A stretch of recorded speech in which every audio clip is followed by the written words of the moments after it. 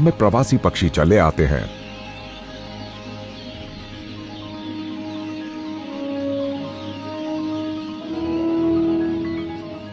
कुछ पूरी सर्दियां यहीं बिताएंगे, खाना जमा करेंगे और पेड़ के इस स्वर्ग में चैन से अपने दिन बिताएंगे।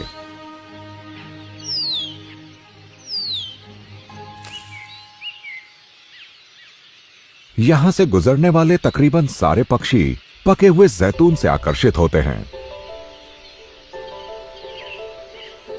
हालांकि कुछ ऐसे जीव हैं जो फल से टपकने वाले पानी को पीकर ही संतुष्ट हो जाते हैं, जैसे ये ब्लैक कैप।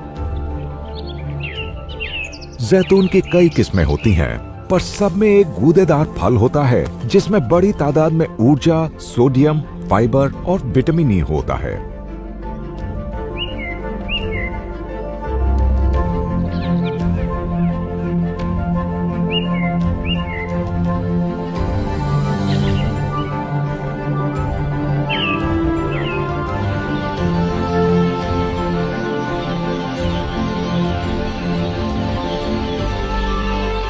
इस वक्त जैतून खाने वाले ज्यादातर जीव वो हैं जिन्होंने वसंत के मौसम में इन पेड़ों को कीड़ों से बचाया था।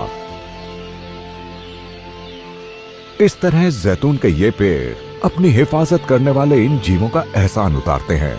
Starling, lesser white throat, green finch, warbler, ये सब जैतून के पेड़ों पर रहने वाले छोटे पक्षी हैं जिन्होंने वसंत में बड़ी तादाद में कीड़ों का सफाया किया था, और अब कड़ी सर्दियों में ये उन पेड़ों के फलों पर जिंदा रहते हैं जिन्हें उन्होंने बचाया था।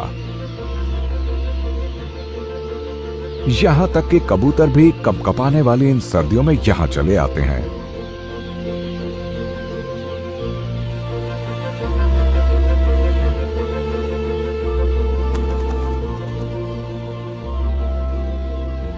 जैतून के पेड़ और कबूतर सारी दुनिया में इसे शांति का प्रतीक माना जाता है। कबूतर अपनी चोंच में जैतून के पुराने पेड़ की एक पतली डाली दबाए हुए है। जैतून का पेड़ जो भारी बारिश, सर्दियां और सूखे मौसम को सहता है, एक विविधता से भरा, समृद्ध और तरतीब वाला जंगल तैयार करता है।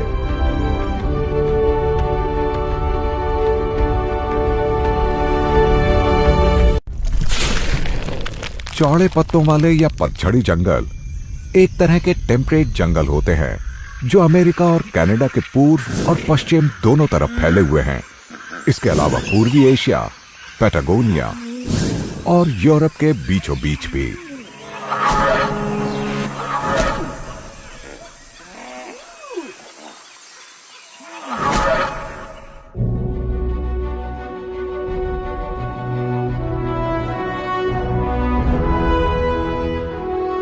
पतझड़ वाले ये जंगल अनूठे इकोसिस्टम्स हैं। इनमें लगातार चक्र में बदलाव होता रहता है।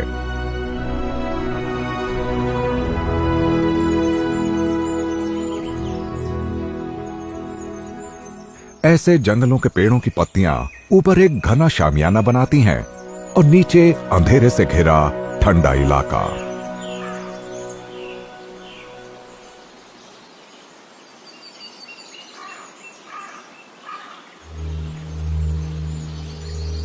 टेम्परेट जंगल ऐसी जगह उगते हैं जहां खूब बारिश हो या तापमान नर्म हो, जहां मौसम का बदलाव एकदम तय हो।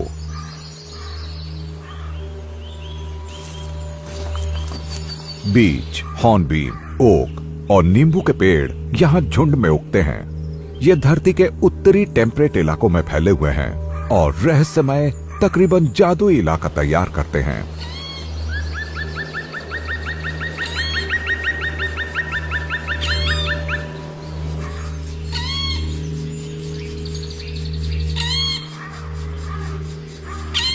इसमें कोई शक नहीं कि इस जादू और रहस्य का एक हिस्सा यहां लगातार हो रहे बदलावों की वजह से है।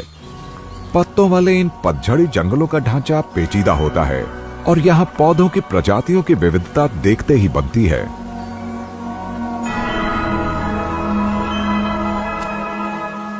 इनमें से कुछ जंगलों में सैकड़ों पेड़ और झाड़ियां मौजूद होती हैं। इनसे तरह तरह के जानवरों को खाना और आसरा मिलता है।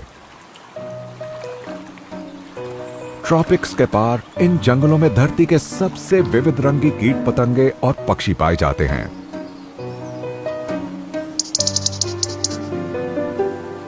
हर मौसम की अपनी अनूठी खासियतें होती हैं, अपनी शख्सियत होती है और इसकी झलक आपको जंगल और उसके बाशिंदों में दिख जाती है। साल के हर दौर में एक नया नायक होता है।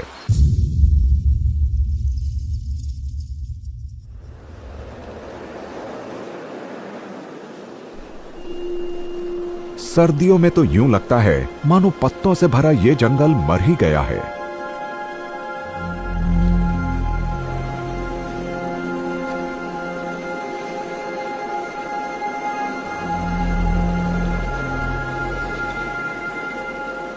नई पुरानी बर्फ और ठंड इस पतझड़ी पत्तेदार जंगल को अपनी गिरफ्त में ले लेती है।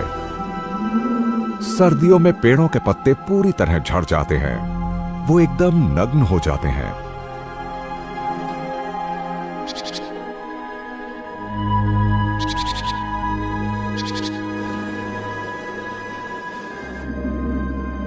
इन्हें देखकर लगता ही नहीं कि ये जिंदा हैं, पर सच ये है कि सर्दियों की बर्फ में ये पेड़ सो जाते हैं। ये मौसम बहुत मुश्किल होता है, तकरीबन जानलेवा। जो इस इलाके से जा नहीं पाते वही यहां फंसे रहते हैं। जंगल के तमाम बाशिंदों के लिए ये वो वक्त है जब जान तक बड़ी मुश्किल से बच पाती है। कंपकपा देने वाली सर्दी और लगातार गिरती बारिश जंगल को अपने शिकंजे में कस लेती है। पल पल उसका रूप बदलता रहता है।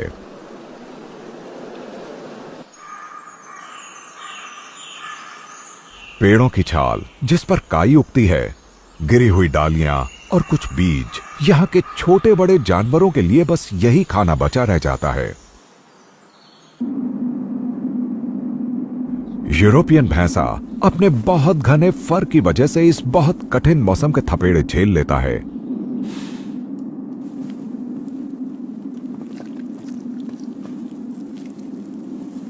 ये पत्तेदार जंगल ही इसका घर है।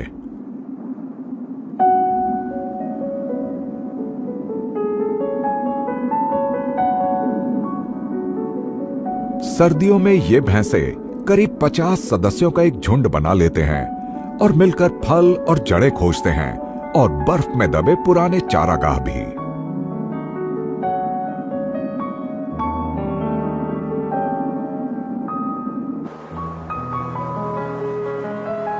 ये वो मौसम है जब भैंसे पेड़ों की छालों, काई और गिरी हुई डालियों को भी खा लेते हैं। सर्दियों में सब कुछ कम है, ऐसे में जो मिलता है उसी से पेट भर लेना चाहिए।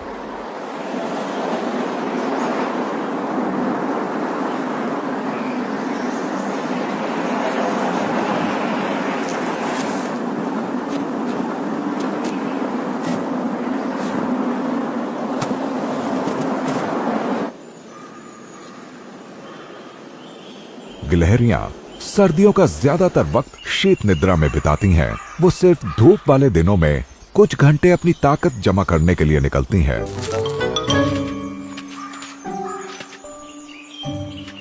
गिलहरियों की जिंदगी भैंसों से थोड़ी ज्यादा आसान होती है। उन्हें देवदार के पेड़ के नीचे बीज या जमीन के अंदर बबूल के फल दबे मिलते हैं।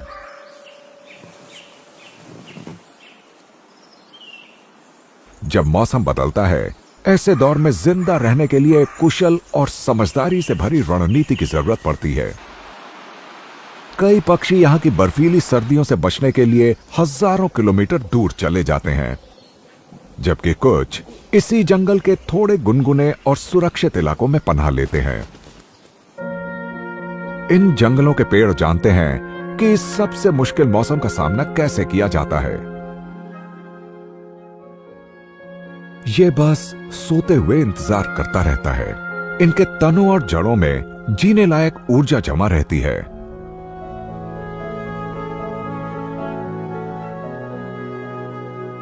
सर्दियों में इन जंगलों में जिंदगी और मौत इस बात से तय होती है कि आप कितने वक्त तक टिके रह पाते हैं।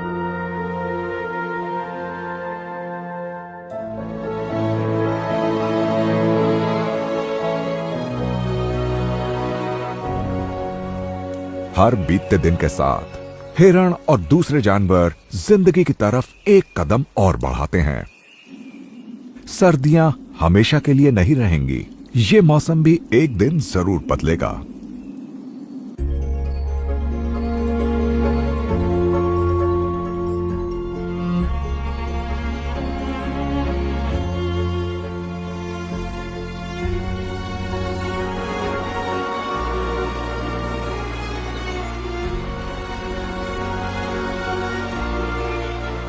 वसंत आ गया है, वो भी बड़ी तेजी से। अब जंगल की रणनीति ने भी तेज रफ्तार को अपना लिया है। अब हर कोई बेफिक्री से जी सकता है।